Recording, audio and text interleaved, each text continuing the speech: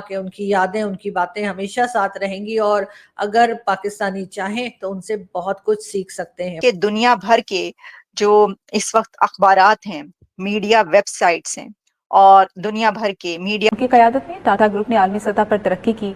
उन्हीं की ज़ेर क़यादत टाटा मोटर्स ने एक ऐसी गाड़ी मुतारिफ कराई जिसे दुनिया की सस्ती तरीन गाड़ी कहा गया।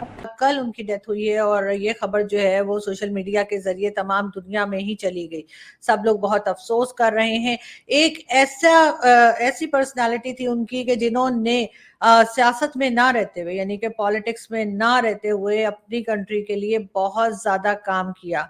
इनकी कंपनीज कोई एक दो नहीं है, बेशुमार कंपनीज इनकी हैं और उसके बाद उन्होंने जिस तरह से लोगों की मदद की, लोगों को जॉब्स मिली, भारत में एक तरह से बहुत ज्यादा जो भारत की इकोनॉमी आगे गई है, भारत एक प्रोमिनेंट कंट्री के तौर पे सामने आया है, उसमें रतन टाटा जी की जो मेहनत है, जो उनका कंट्रीब्यूशन है, उससे कोई भी इनकार नहीं कर सकता। साथ ही साथ ये भी कि बहुत से हमारे यहाँ बिजनेस कम्युनिटी के लोग ऐसे हैं पाकिस्तान में जिनको मेरा ख्याल है कि इनसे बहुत कुछ सीखना चाहिए। अपनी कंट्री को आप सियासत में आए बगैर, बगैर कोई मिनिस्ट्री लिए, बगैर किसी लालच के और बगैर कोई फायदा लिए भी अपनी कंट्री के लिए काम कर सकते हैं और अपनी कंट्री के लिए आप इस तरह की एक एग्जाम्पल सेट कर सकते हैं। ये वो लोग नहीं है जैसे हमारे यहाँ अक्सर कहा जाता है कि पॉलिटिशियंस होते हैं, आए, अपनी मिनिस्ट्री ली, अपना पैसा बनाया और उसके बाद वो दूसरों के लिए कोई काम किए बिना ही चले गए तो लोग उनके नाम भूल जाते हैं। लेकिन रतन टाटा जी ऐसे नहीं थे।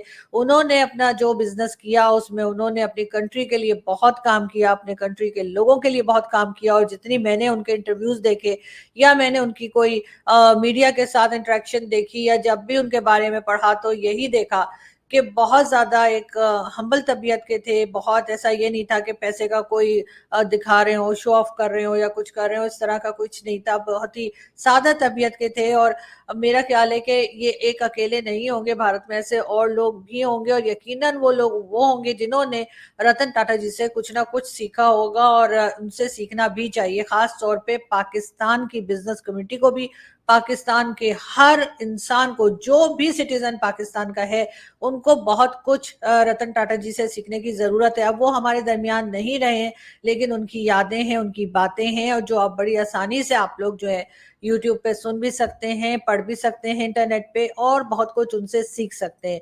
ये वो लोग हैं, इस तरह के लोग जो रतन टाटा जी जैसे जो लोग होते हैं वो उस मुकाम पे होते हैं जहां पर वो अपने से बाद वाली जनरेशन को बहुत कुछ सिखा के जाते हैं, बहुत कुछ अच्छी बातें सिखा कर जाते हैं। और शायद ऐसे ही लोगों को जन्नती भी बोला जाता है, चाहे उनका कोई भी रिलीजन हो। लेकिन वाकई में ऐसे इसी तरह के लोगों की वजह से ये दुनिया अभी तक संभली हुई है या बची हुई है, वरना तो जिस तरह के लोग और जिस तरह का माइंडसेट हम देखते हैं उससे तो कब की ये दुनिया खत्म हो गई होती है। लेकिन रतन टाटा जी जैसे लोग और जो लोग ऐसे हैं जिन्होंने इनके साथ रहे, जो इनके साथ सीखे या इनकी सिखाई बातों पे चले, मेरा ख्याल है वही लोग जो है वो ऐसे हैं जिन्होंने के भारत को आगे ले जाने में बहुत बड़ा रोल प्ले किया होगा और पाकिस्तान को इनसे बहुत कुछ सीखने की जरूरत है।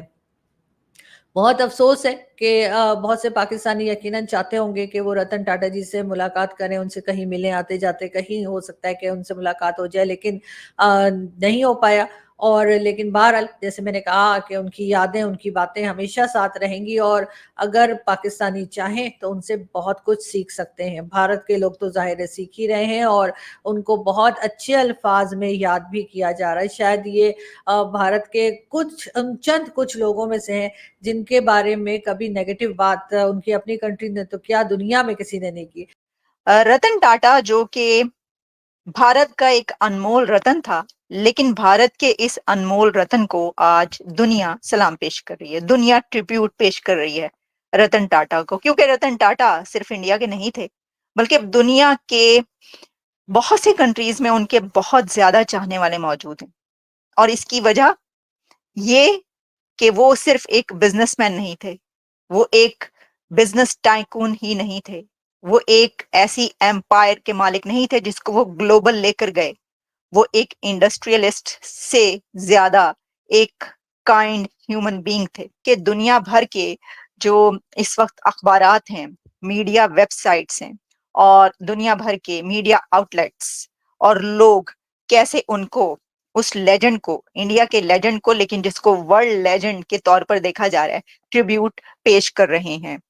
और न्यूयॉर्क टाइम्स से लेकर वो कौन सा वॉशिंगटन पोस्ट तक और CNN तक कहता है Ratan Tata Indian tycoon who took his empire global died at 86।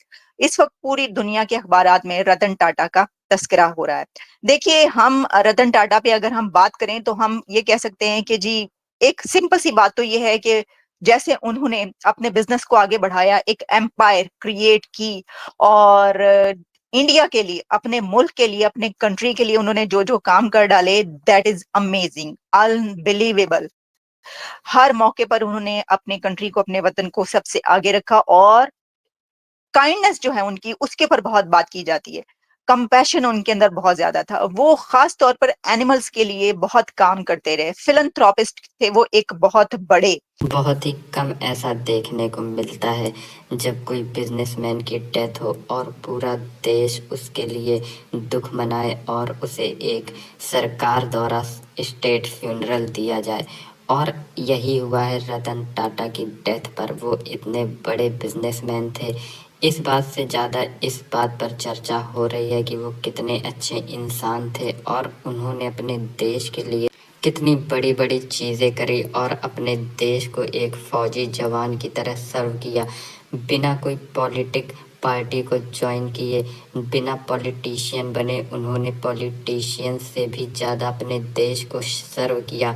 जिस वक्त इंडिया गुलामी की जंजीरों में कैद था, उस वक्त जो उनके पूर्वज थे उन्होंने एक बिजनेस स्टार्ट किया और वो बिजनेस धीरे धीरे इतना बड़ा हुआ कि आज़ाद भारत की नींव उस बिजनेस की बदौलत और मजबूत हुई। और धीरे धीरे करके ये टाटा इतनी बड़ी कंपनी बन गई कि विदेशी ब्रांड्स तक को खरीद लिया, जैसे रेंज रोवर और टेटली जैसी बड़ी कंपनीज को एक्वायर किया, जगुआर जैसी बड़ी कंपनीज को एक्वायर किया, और उसके बाद दुनिया भर में इसकी प्रेजेंस आज देखी जा सकती है।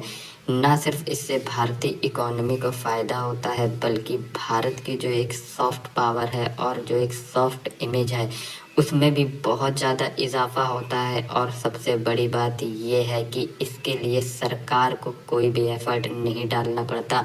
ये सरकार के लिए एक फ्रीबी जैसी है, क्योंकि एक बिजनेसमैन वो काम कर रहा है जो सरकार को करना चाहिए। इसीलिए उनकी इतनी ज़्यादा रिस्पेक्ट थी और आज तक देश में उनसे ज़्यादा रिस्पेक्टेड कोई भी बिजनेसमैन नहीं हुआ। इस पर पाकिस्तानी मीडिया का ये कहना है कि पाकिस्तानियों को इस चीज़ से सीखना चाहिए कि बिजनेसमैन होने का मतलब ये नहीं है कि सिर्फ मुनाफे के पीछे भागो और देश को नज़रअंदाज कर दो, बल्कि रतन टाटा से सीखते हुए देश को किस तरह सर्व किया जाता है बिना फौजी वर्दी या बिना पॉलिटिशियन वाली टोपी लगाए, ये हमें सीखना चाहिए।